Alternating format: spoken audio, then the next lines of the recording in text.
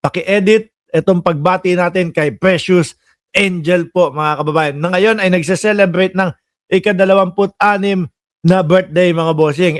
Bakit po tayo nakaganito? Kasi mga kababayan, pagkatapos po nating mag-vlog, diretso na po tayo, tatakbo tayo sa kalsada. Ayan, naka-running gear na po tayo mga bossing. Ano po, papalit na lang ako ng t-shirt, tapos rekta na. Gusto ko naman, sandali, alis ka muna dyan. No? Gusto ko munang to mga bossing.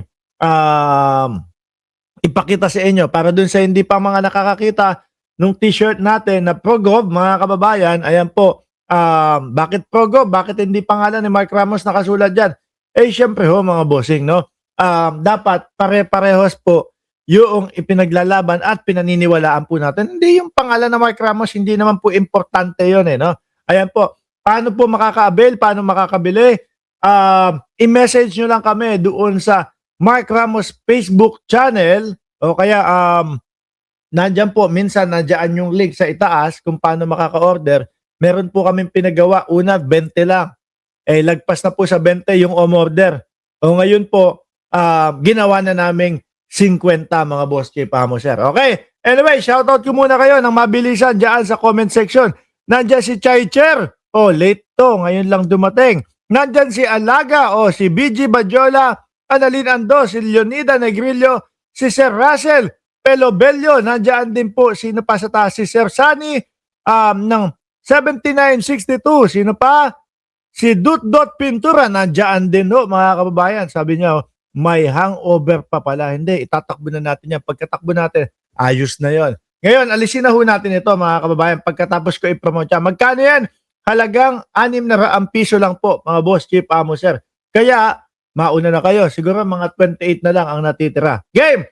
Umpisahan po natin. Hindi lang ho talaga ako maka-get over dito mga kababayan. No? Ibinlag na natin kaninang umaga ito. Ibinlag na natin kaninang umaga ito mga boss Chief Amo sir. Hindi lang ako maka-get over. Kailangan ko ulitin. Isa pang pasada mga kababayan. Bakit po? Hindi ko talaga maintindihan yung mga pinagsasabi dito. Nung isang solid Duterte, Solid Duterte followers. Yan. Followers, defender, kung ano man. Wala pong iba, mga boss Chief Amo sir, kundi po yung kasamahan ni Mike Defensor na si Sir Jack. Okay, game. Sabi, ano daw, Chay? Late ka na. Late yan. Mahilig malate yan no? Game, pakinggan nun natin mga kababayan, ha?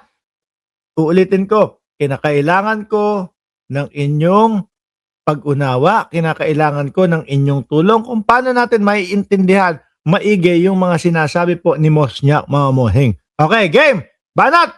Nag-viral si Ian Arvin, kaso General Bato. Si Bato na lang. Ayan.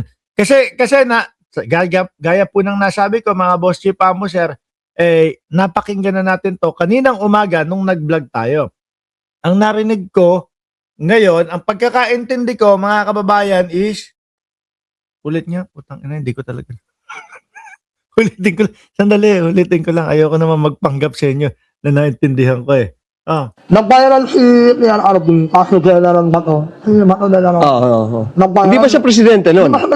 Nag-viral daw po si PRRD at si General Bato de la Rosa nung hindi pa daw siya presidente. Ina talaga. Sige nga, tuloy mo.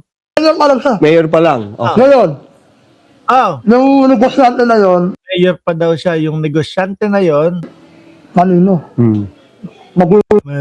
mahino. Magugaw na 15 million Something, negosyo Asa million. Ano mo yung Dali kasi hindi ko talaga, kanina pa ho, simula po nung in-live natin ito, mga bossing, ina-analyze ko po yung pagkakasunod-sunod o yung kinukwento niya Nag-viral si PRRD at itong si Bato de la Rosa, nung hindi pa siya presidente, nung siya ay mayor pa lang po. Merong isang negosyante, Manalino. Manalino? Nag-withdraw daw po ng 15 million, mga kababayan. Okay? pasok nila sa loob ng bangko, nakaramdam na yung manager ng bangko, huwag ka mag-withdraw, kapalit ako ba? Pagpasok doon sa bangko, nakaramdam na yung manager doon sa negosyanteng magwi-withdraw o nagwi-withdraw ng 15 million. Okay? Magwi-withdraw ng 15 million.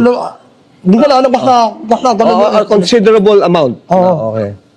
So yun, tumawag yung negosyante na yun, na babae.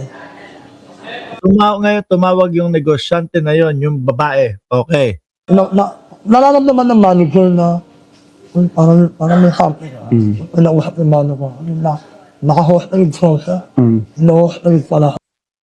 Inang yan. Kanina ho, may matalinong negosyante magwi-withdraw ng 15 million. Nakaramdam yung manager, biglang nasa hostage siya na ho. Ang nalito ko dun Ina-analyze ko pa ano kaya gagawin ng matalinong negosyante. Ano po, inihintay ko yung mga susunod na kabanata tapos biglang tumalon na sa naka-hostage na daw siya. Nga. Wala pa hanap niyo. Yun. Ang ginawa ng manager, namang mag-ulis. Yun na. Okay na.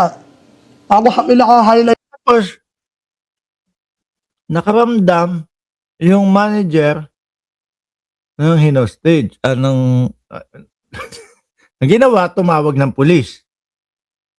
Tapos yun na. Aba, putang ina. Dali nga. Hindi lang ho yata natin hindi maintindihan sa pagsasalita. Pati ho yata yung pagkukwento talaga ay hindi natin maintindihan. Ang bilis tumalon No, sabi ni Russell Pelobilio, paano maintenance, double-sided ang sound niya, parang stereo ng sira. nun. Nakakailan yung Sa Davao. Nabasit yun. Okay. Ay na. May naka-highlight. Dali nga, pakitulungan ako. Hindi. Ito, totoo na talaga to. Pakitulungan ako na intindihin ho, mga kababayan. Emily Salinga, ano ba gusto niya iparat? Yun nga po, hindi ko maintindihan. Hindi ho kaya mahina lang ang pag-intindi ko o talagang medyo magulo yung kanyang kwento. Jonas Benavides, sabi ni Alaga, at si Ma'am Princess Paris nandyan na din. Yung pagkakasabi ni Duterte. Ba't kayo mukha na, One city. Huwag ka bayan ko. Ano ng putik naman Hindi na nga ho namin maintindihan. Talagang talagang pinatutut. Hindi na nga ho namin maintindihan Tinutut nyo pa. Bukod sa hindi namin maintindihan yung sinasabi, pangalawa, hindi namin maintindihan yung kwento. Pangatlo, tinutut nyo pa. Kawawa naman po kaming mga manonood ninyo. Di ba? Boss Mike Cervera. Bakit naman si Boss Jojo? Sabi mo, tinripol hindi namin maintindihan. Naghintay kami sa'yo para sa ngungo na yan. Alisin na natin. Sandali, last na. Baka sakali na ma-pick up natin yung gusto niyang sabihin, ha? Papatayin ko talaga. Doon sa milukat si Duterte. Doon, may city. Ay, Wala tayong mapupulot dito. Ano? Wala talaga. Ako mga kababayan, to be fair ang ginawa ko, binlag ko na huyang kaninang umaga.